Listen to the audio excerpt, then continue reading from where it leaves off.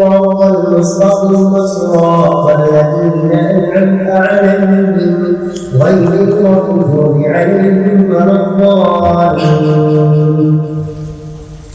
الله الذي سخر لكم البحر لتجري في البر ولتبتغوا من فضله لعلكم تشكرون وسخر لكم ما في السماوات وما في الارض جميعا ان في ذلك لآيات لقوم يتفكرون.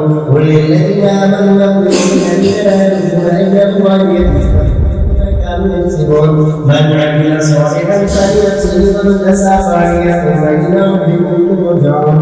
ولقد اتينا بني اسرائيل الكتاب ورزقناهم من الطيبات وفضلناهم على العالمين واعطيناهم بينات من الارض وخلقنا من بعد ما جاءهم العلم بغيا بينهم ان ربك يقضي بينهم يوم القيامه فيما كانوا فيه يختلفون. ثم جعلناك على شريعه من الامر فاتبعها ولا تتبعها الذين لا يعلمون انهم لن يكونوا عند من الله شيئا وان الظالمين بعضهم اولياء بعض والله ولي المتقين. هذا بصائر للناس وهدى ورحمه لقوم يؤمنون.